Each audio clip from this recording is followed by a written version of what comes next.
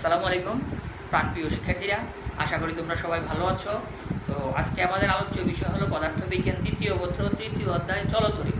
চলতরিৎ থেকে আমরা আমাদের গত ক্লাসে কির্শফের সূত্র নিয়ে আলোচনা করছি।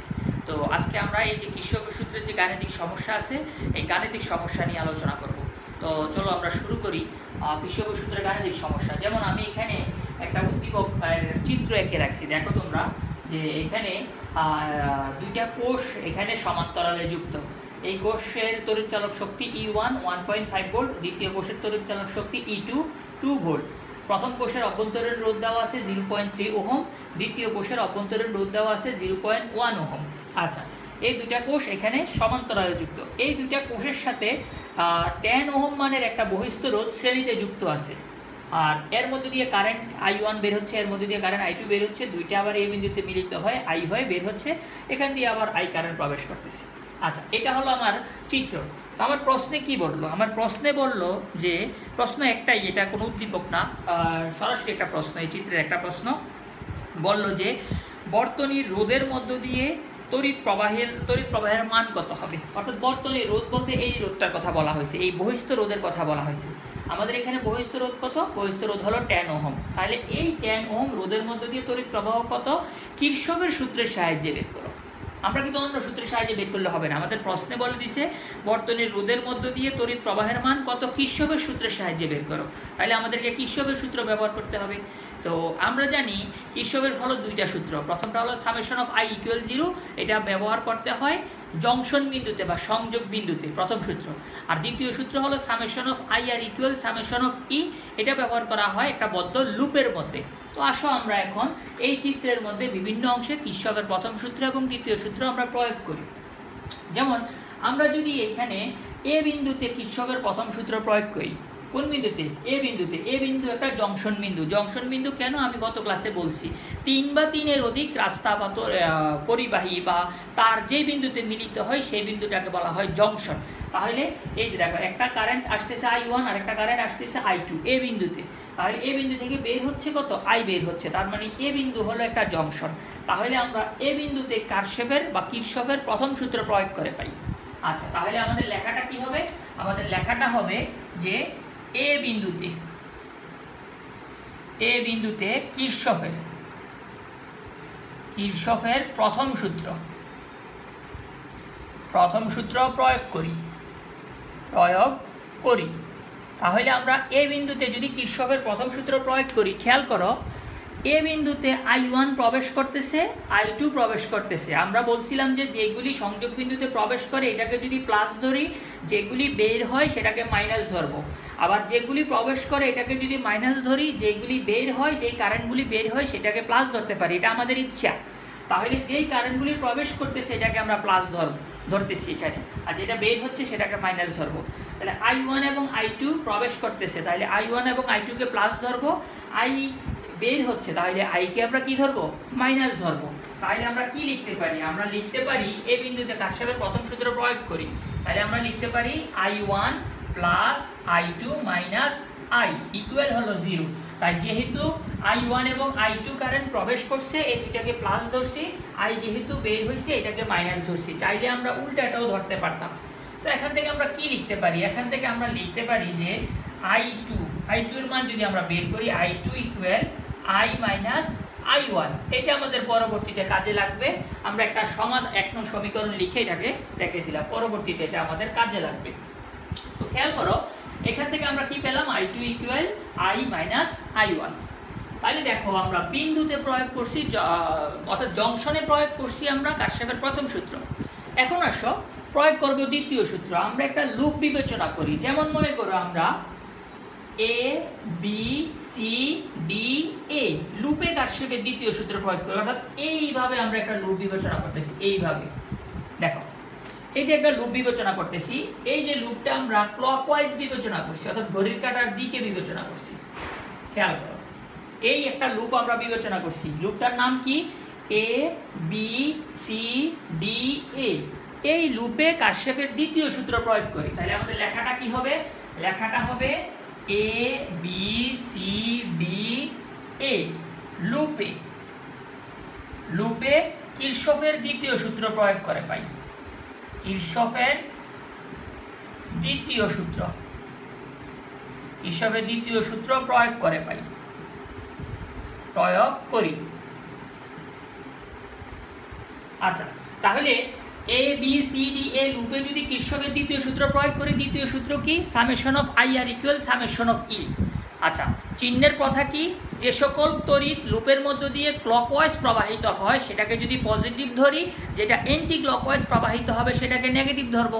আচ্ছা দেখো, আমার লুপ হচ্ছে এই দিকে, অর্থাৎ এ থেকে বি এর দিকে, বি থেকে সি এর দিকে, সি থেকে ডি এর দিকে, ডি থেকে এর দিকে, অর্থাৎ আমি লুপটা বিবেচনা করছি ক্লকওয়াইজ।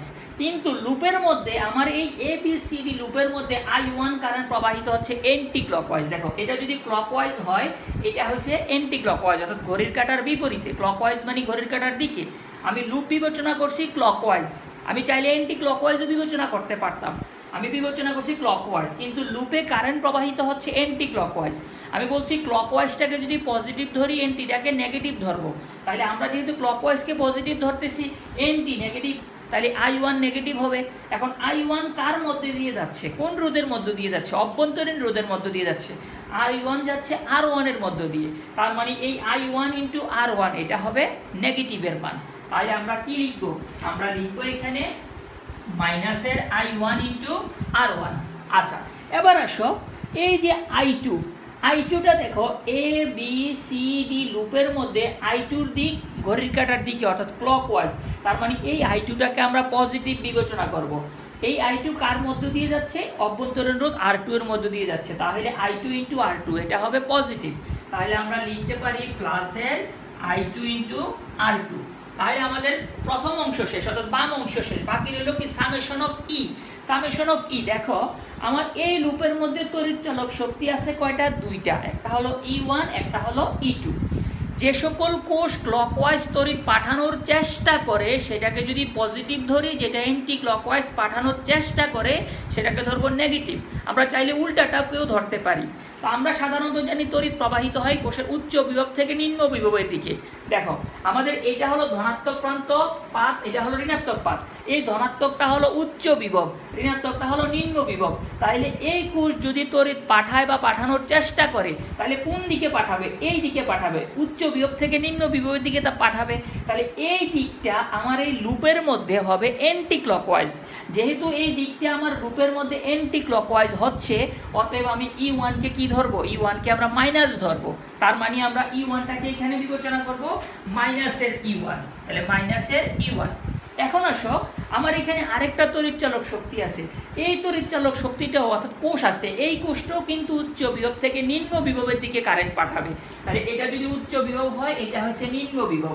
তাহলে এই উচ্চ বিভব থেকে যখন কারেন্ট পাঠাবে, এই যে দিক দিয়ে পাঠাবে বা পাঠানোর চেষ্টা করতেছে, তাহলে এটা কোন দিকে যাচ্ছে? ক্লকওয়াইজের দিকে যাচ্ছে। দেখো, এই যে ক্লকওয়াইজ, এটার সাথে কিন্তু এটা মিলে যাচ্ছে, তার মানে ক্লকওয়াইজ হচ্ছে। তাই যেহেতু এনটিটাকে মাইনাস ধরছি, তাহলে ক্লকওয়াইজটাকে আমরা কি ধরবো? প্লাসের ধরবো। তাহলে আমার E2টা হয়ে যাবে প্লাসের আর E1টা হয়ে যাবে মাইনাসের। চাইলে আমি উল্টাও বিবেচনা করতে পারি। তাহলে আমি লিখতে পারি প্লাসের কত? E2, প্লাসের হলো E2। আমরা এখন আসো এখানে যদি মান বসাই, I1 ইন্টু R1 এর মান কত? R1 এর মান হলো 0.3, I2 ইন্টু R2 এর মান হলো কত? R2 এর মান হলো 0.1, E1 এর মান হলো 1.5 প্লাস E2 এর মান হলো 2 ভোল্ট। আচ্ছা, তো আমরা এখানে কি লিখতে পারি? আমরা এখানে লিখতে পারি 0.3 I1 প্লাস 0.1। খেয়াল করো, এই I2 এর মান আমরা এখানে পেলাম কত? I2 এর মান পেলাম I মাইনাস I1।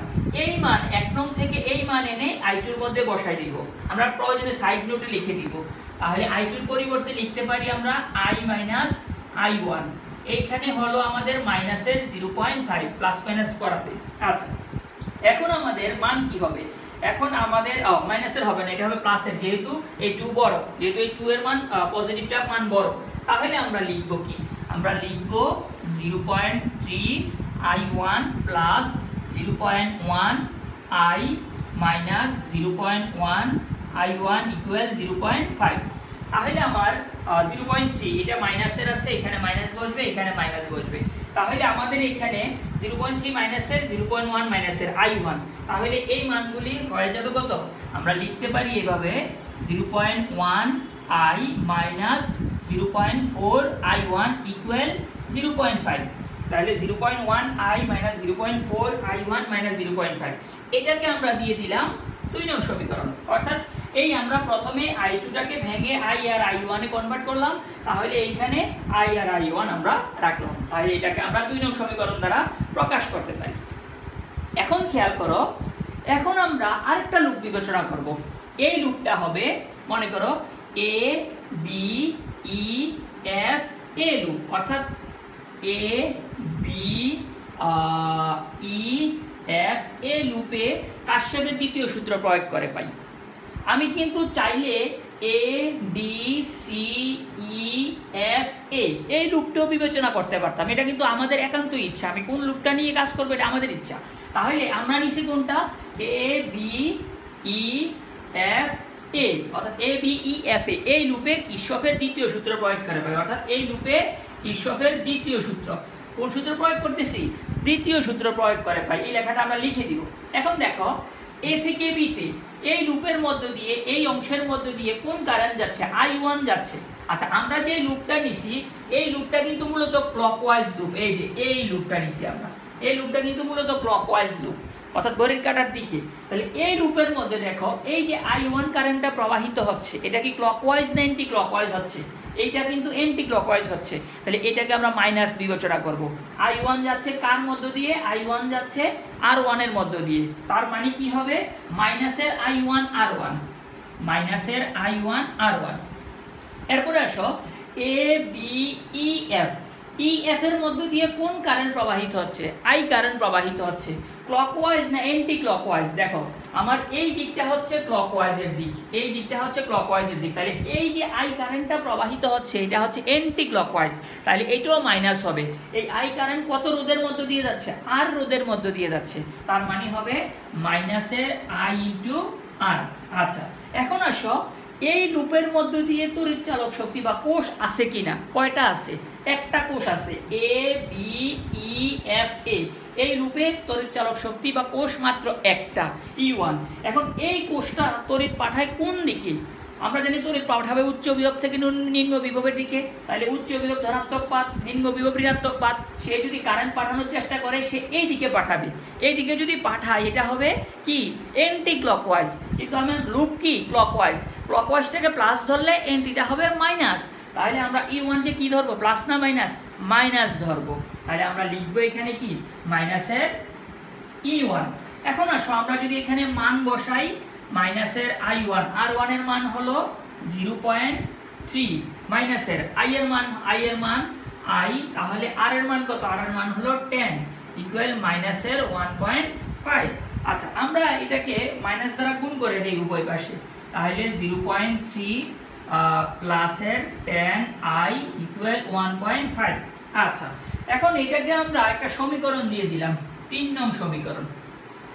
আমরা মূলত কি বের করব? আমরা মূলত বের করব বহিস্থ রোধের মধ্য দিয়ে যে কারেন্ট প্রবাহিত হচ্ছে তার মান, অর্থাৎ আমরা মূলত I এর মান বের করব। আমরা কার মান বের করব? আমরা ক্যাপিটাল I এর মান বের করব। তাহলে আমরা এই ক্যাপিটাল I এর মান এখন আমরা বের করব। আসো, এই ক্যাপিটাল I বের করতে হলে আমাদেরকে এটা সমাধান করতে হবে।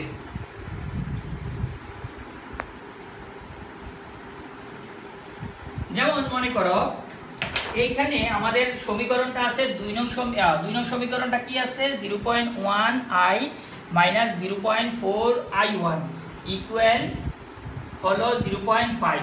আর 3 নং এ আছে 0.3।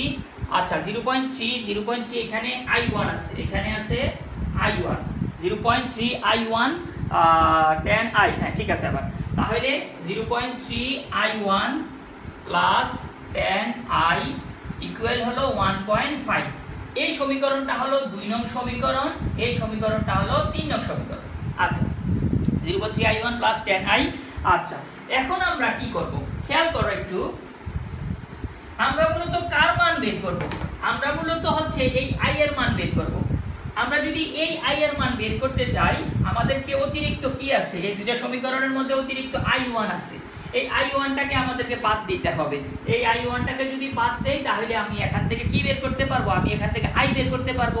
আচ্ছা, তাহলে আমরা এখন একটা সমাধান করব, যে সমাধানগুলি তোমরা ক্লাস 8-9 এর মধ্যে করছো, এই টাইপের কিছু সমাধান আমরা এখন করব। দেখো, আমরা যদি এইভাবে লিখি যে 2 নং সমীকরণকে 3 দ্বারা গুণ করে তার সাথে 3 নং সমীকরণের সাথে 4 দ্বারা গুণ করে পাই। আমাদের লেখাটা হবে এরকম যে 2 নং সমীকরণকে 3 দ্বারা গুণ করে 3 নং সমীকরণকে 4 দ্বারা গুণ করে উভয় সমীকরণ যোগ করে পাই।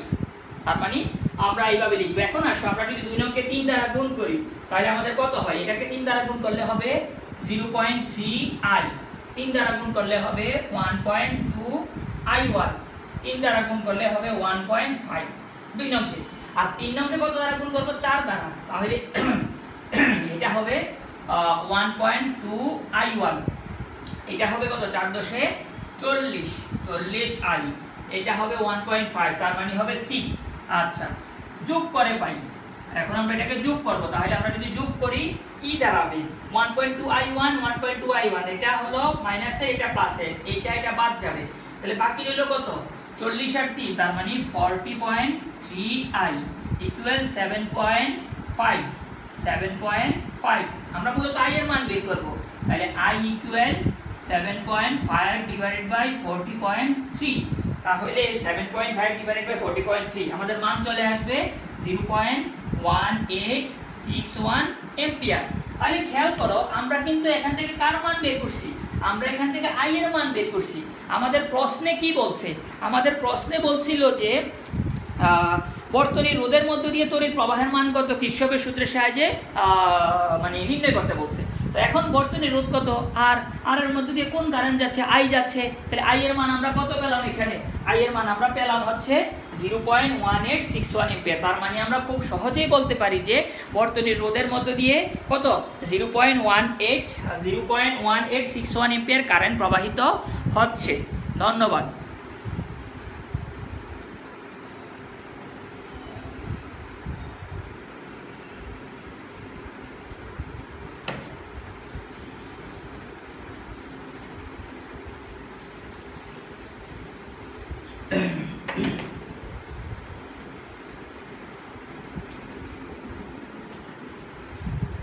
এখন আমরা কাশ্যপের দ্বিতীয় সূত্রের আরেকটা আমরা সমাধান করার চেষ্টা করব, দ্বিতীয় সূত্র এবং প্রথম সূত্রের।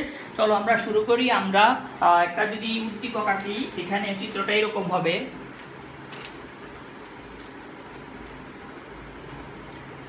এই যে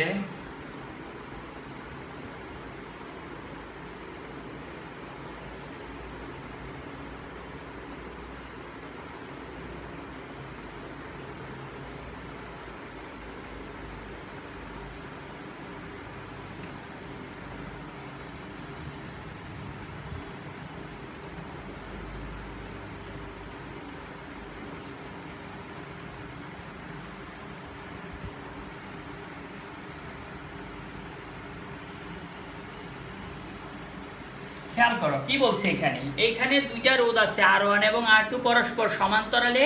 এই দুইটার সাথে আবার এই কোষটা যুক্ত আছে শ্রেণীতে। তার তড়িৎচালক শক্তি দেওয়া আছে 2 ভোল্ট, অভ্যন্তরীণ রোধ 2 ওহম। রোধের মান দুইটা দেওয়া আছে 10 ওহম এবং 5 ওহম। এর মধ্যে দিয়ে I1 কারেন্ট প্রবেশ করতেছে, এর মধ্যে দিয়ে I1 কারেন্ট প্রবেশ করতেছে। আচ্ছা, এখানে I কারেন্ট প্রবেশ করতেছে এ বিন্দুতে প্রবেশ করে দুইটা ভাগে ভাগ হলো, এখানে আবার I হয়ে এখান দিয়ে বের হয়ে আসলো। আমাদেরকে এটা হলো উদ্দীপকের চিত্র। বলা হলো কি? বলা হলো কিরশফের সূত্র প্রয়োগ করে কোষ দ্বারা প্রেরিত প্রবাহমাত্রা, কোষ দ্বারা প্রেরিত প্রবাহমাত্রা এবং প্রত্যেক রোধকের মধ্য দিয়ে প্রবাহমাত্রা বের করো। খেয়াল করো, প্রশ্ন কিন্তু দুইটা। কোষ দ্বারা প্রেরিত প্রবাহমাত্রা, এটা হলো কোষ দ্বারা প্রেরিত প্রবাহমাত্রা কত? I। আচ্ছা, প্রত্যেক রোধের মধ্য দিয়ে প্রবাহমাত্রা, প্রত্যেক রোধের মধ্য দিয়ে প্রবাহমাত্রা কত? প্রত্যেক রোধের মধ্য দিয়ে প্রবাহমাত্রা হলো I1 এবং I2। তার মানে আমাকে তিনটা মান বের করতে হবে। প্রথমে আমাকে I বের করতে হবে, তারপরে আমাকে I1 বের করতে হবে, তারপরে আমাকে I2 বের করতে হবে। অর্থাৎ I1 I2 এই তিনটা মান বের করতে হবে। আচ্ছা, তো চলো আমরা শুরু করি। আমরা জানি যে জংশনে কি কোন সূত্র প্রয়োগ করা হয়? জংশনে প্রয়োগ করা হয় কারশফের প্রথম সূত্র, আর লুপে প্রয়োগ করা হয় দ্বিতীয় সূত্র। আমাদের এখানে জংশন কোনটা? এই বিন্দুটা আমার এটা জংশন। এই বিন্দুতে কারশফের কোন সূত্র প্রয়োগ করব? প্রথম সূত্র। তাহলে আমরা লেখাটা কি লিখব? আমাদের লেখাটা হবে যে এ বিন্দুতে কিরশফের প্রথম সূত্র প্রয়োগ করি।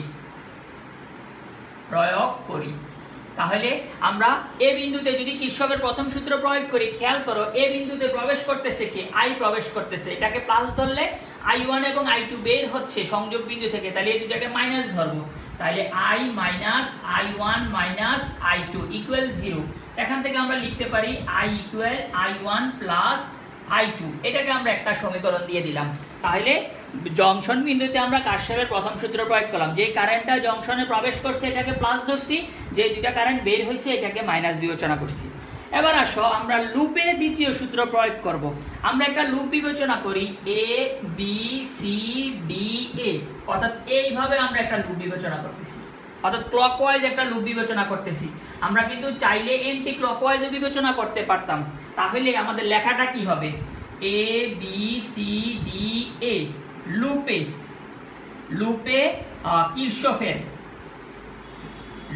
কিরশফের দ্বিতীয় সূত্র প্রয়োগ করি। আচ্ছা, আমি আবারও বলতেছি আমরা চাইলে কিন্তু A D C B A এই লুপটাও বিবেচনা করতে পারতাম।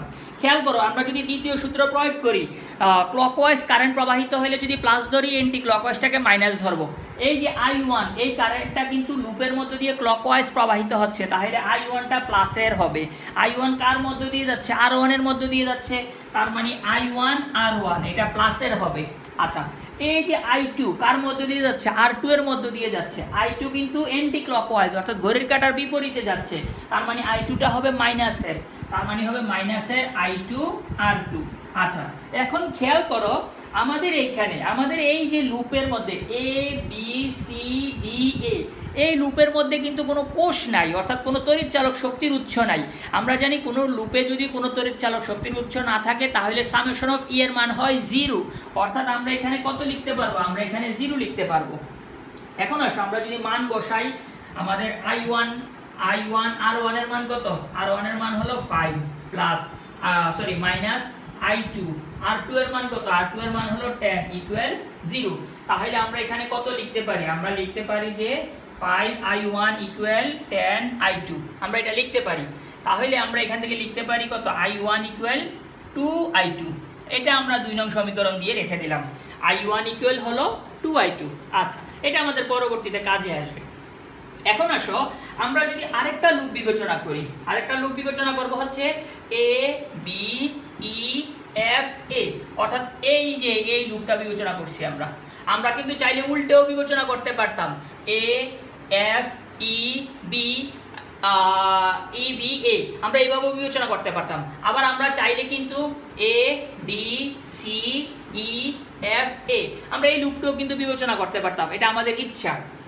তো আমরা বিবেচনা করছি কোনটা, আমরা বিবেচনা করছি হচ্ছে A B E F A, তাহলে লেখাটা কি হবে A B E F A লুপে দ্বিতীয় সূত্র প্রয়োগ করে পাই, কি লিখবা A B E F A লুপে কারশ্যাফের দ্বিতীয় সূত্র প্রয়োগ করে পাই। এখানে যদি আমরা দ্বিতীয় সূত্র প্রয়োগ করি, খেয়াল করো এই যে I1 AB লুপের AB অংশের মধ্যে I1 ক্লকওয়াইজ প্রবাহিত হচ্ছে, তাহলে I1টাকে পজিটিভ বিবেচনা করলে আমরা লিখতে পারি যে I1 R1 যাচ্ছে R1 এর মধ্যে দিয়ে। এরপরে আসো এই লুপের মধ্যে অর্থাৎ A B E F A লুপের মধ্যে দিয়ে আসলো কি I কারেন্ট কার মধ্যে দিয়ে যাচ্ছে, I কারেন্ট স্পলারের মধ্যে দিয়ে যাচ্ছে, অভ্যন্তরীণ রোধের মধ্যে দিয়ে যাচ্ছে, এবং এই I ক্লকওয়াইজ যাচ্ছে, যেহেতু ক্লকওয়াইজ যাচ্ছে এটাকে আমরা প্লাস ধরবো, প্লাসের IR। এখন আসো এই লুপের মধ্যে আমার তড়িৎচালক শক্তি আছে কিনা, A B E F A লুপের মধ্যে দেখো তড়িৎচালক শক্তি আছে, এবং তড়িৎচালক শক্তির এটা প্লাস এটা মাইনাস, তাহলে এটা হবে উচ্চ বিভব, এটা হবে নিম্ন বিভব, কারেন্ট প্রবাহিত হয় উচ্চ বিভব থেকে নিম্ন বিভবের দিকে। তাহলে এখান থেকে সে কারেন্ট পাঠানোর চেষ্টা করবে, এখান থেকে যদি সে কারেন্ট পাঠানোর চেষ্টা করে তাহলে এই লুপের মধ্যে এটা ক্লকওয়াইজ না এন্টি ক্লকওয়াইজ, অবশ্যই ক্লকওয়াইজ হলে আমরা এটাকে কি ধরবো, প্লাস ধরবো, তাহলে এটা হবে E। তাহলে আমাদের এখানে সবগুলি মান কিসের আসলো, প্লাসের আসলো। আচ্ছা, তাহলে আসো R1 এর মান কত দেওয়া আছে, R1 এর মান দেওয়া আছে × 5 প্লাস আই, আই এর মান আমরা কি করব, আই এর মান আমরা এখান থেকে বের করব। খেয়াল করো আই আই আর, আর এর মান কত, আর এর মান হলো ইনটু 2, ই এর মান কত, ই এর মান হলো 2। তাহলে আমাদের কি দাঁড়ালো 5i1 + 2i = 2। আমরা এবার এটাকে যদি একটু ভাঙি তাহলে কি দাঁড়ায় 5i1 + 2, আই এর মান আমরা একটু আগে কত পাইছিলাম, আচ্ছা আই এর মান আমরা একটু আগে পাইছিলাম হচ্ছে এই যে এখানে 1 নং সমীকরণ প্রয়োগ করে পাই, আই এর মান পাইছিলাম আমরা এখানে i1 + i2। তাহলে আমরা এখানে কি বসাবো, আই এর মান বসাবো i1 + i2 = কত 2। আচ্ছা তো এইখানে কি দাঁড়ালো বিষয়টা 5i1 + 2i1 + 2i2 = হলো 2। তাহলে আমাদের সমীকরণে কি দাঁড়াবে, সমীকরণে দাঁড়াবে এখানে 5 এ 2 এর 7 i1 মানে 7i1 + 2i2 = কত 2। আচ্ছা আবার আমরা এই i1 = কত পাইছিলাম, এই i1 = পাইছিলাম 2i2, 2 নং সমীকরণ থেকে এই মান নিয়ে এখানে বসাই দেই। তাহলে আমরা লিখতে পারি কত 7 × 2, i1 এর মান হবে 2i2 + 2i2 = 2। তাহলে কত 7 দুগুণে 14, 14 কি i2, 14 আর 2 কত 16i2। তার মানে আমরা এখানে সরাসরি লিখে দেই যে 16i2 = 2। তাহলে এখান থেকে আমরা মান বসাই i2 = 2/16। তো আমাদের এখানে 2/16, i2 এর মান হলো 2/16, মান চলে আসবে হচ্ছে 0.125 এম্পিয়ার। তাহলে কি দাঁড়ালো বিষয়টা, বিষয়টা দাঁড়ালো দেখো i2 এর মান আমরা বের করলাম কত 0.125 এম্পিয়ার। তাহলে আমরা যদি এখানে লিখি আমাদের i2 এর মান চলে আসলো কত, i2 এর মান চলে আসলো 0.125 এম্পিয়ার। এখন আমরা কার মান বের করব, i1 এবং i2। খেয়াল করো আমাদের 2 নং সমীকরণে কি আছে i1 = 2i2, i1 = 2i2। তো আমরা এখানে কি লিখি 2 নং সমীকরণ হতে পাই i1 = 2i2, তাহলে 2 × 0.125, তাহলে 2 × 0.125 তার মানে 0.25 এম্পিয়ার। এটা হলো আমাদের i1 এর মান। তাহলে আমাদের i1 বের হয়ে গেল, i2 বের হয়ে গেল, বাকি রইল কি i। 1 নং সমীকরণ থেকে কি পাই i = i1 + i2। তাহলে আমরা লিখব 1 নং সমীকরণ হতে পাই i = i1 + i2। তো i1 কত আমাদের, i1 হলো 0.25, i2 কত, i2 হলো 0.125। তাহলে আমাদের টোটাল 0.125।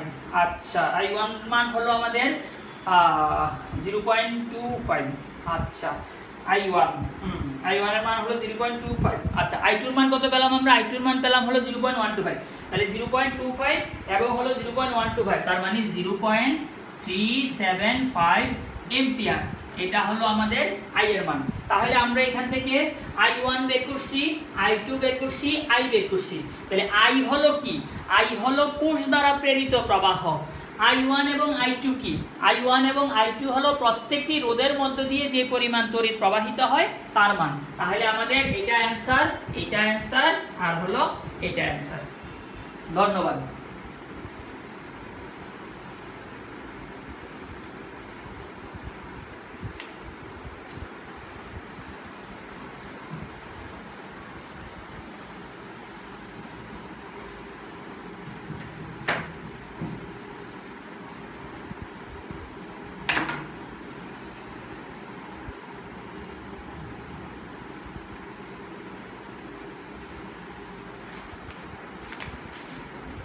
আচ্ছা আমরা এখন কির্শফের দ্বিতীয় সূত্রের আরেকটা অঙ্ক সমাধান করার চেষ্টা করব। আমরা শুরুতে এটা একটা উদ্দীপক আঁকি, চিত্র আঁকি উদ্দীপকের। দেখো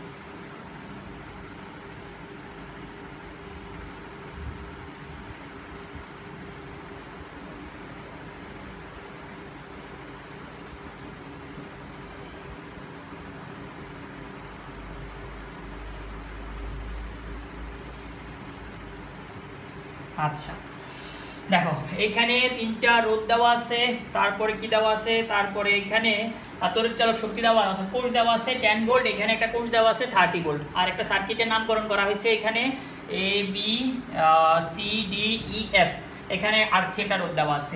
আচ্ছা এখন আসো, এটা হলো উদ্দীপকের যে চিত্রটা।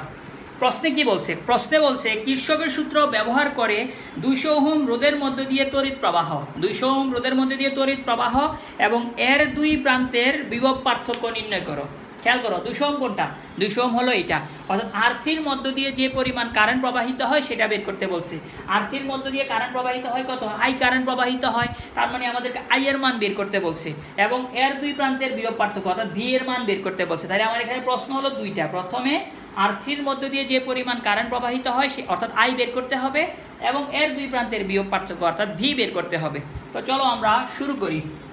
তো আমরা জানি কির্শফের সূত্রের অঙ্ক যখন আমরা সমাধান করি আমরা একটা নির্দিষ্ট বিন্দু বিবেচনা করি, ওই বিন্দুতে বা সংযোগ বিন্দুতে কির্শফের প্রথম সূত্র প্রয়োগ করি আর লুপের মধ্যে আমরা দ্বিতীয় সূত্র প্রয়োগ করি।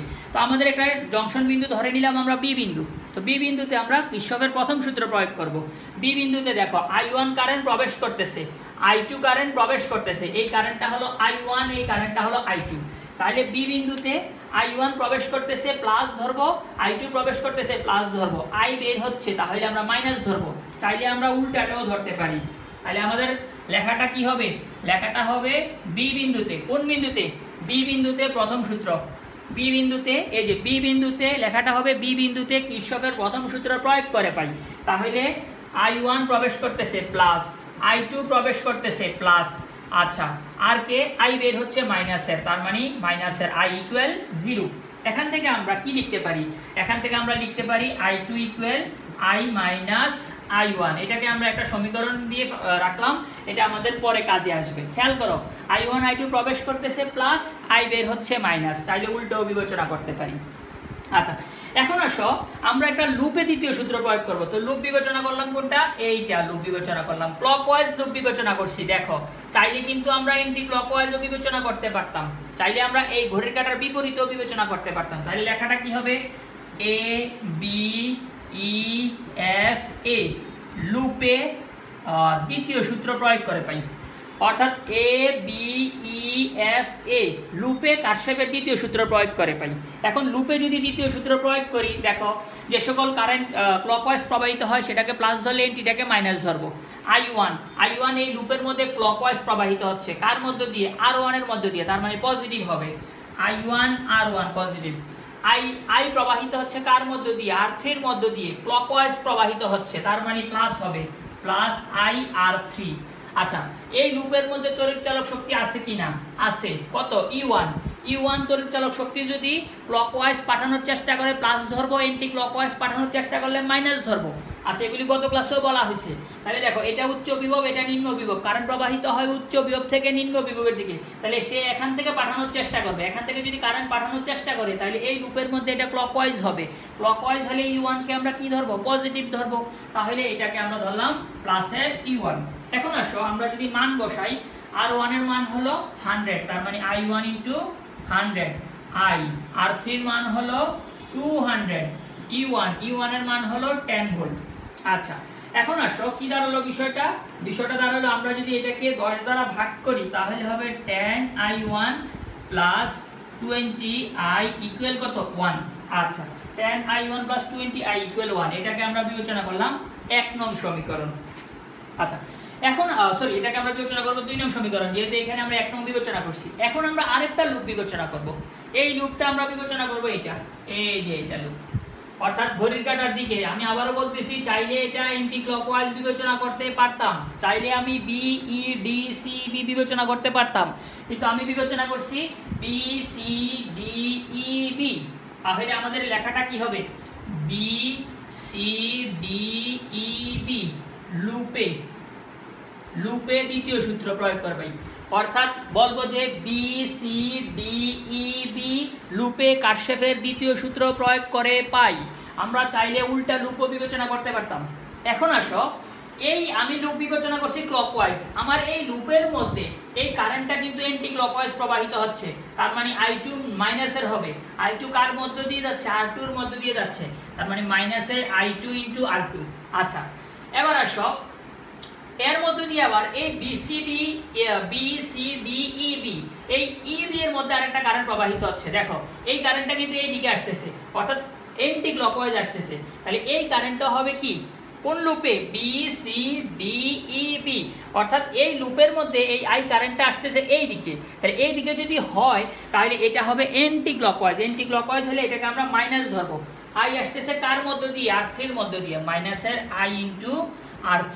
আচ্ছা এবার আসো তড়িৎ চালক শক্তি, এই যে E2 আছে, প্লাসের হবে না মাইনাসের হবে? E2 যদি তড়িৎ পাঠায় উচ্চ বিভব থেকে নিম্ন বিভবের দিকে, ধনাত্মক উচ্চ বিভব, তাহলে সে কারেন্ট পাঠাবে উপরের দিকে। উপরের দিকে যদি কারেন্ট পাঠায় এটা হবে এন্টি ক্লকওয়াইজ। এন্টি ক্লকওয়াইজ হলে আমরা E2 কে আমরা কি ধরবো? নেগেটিভ ধরবো।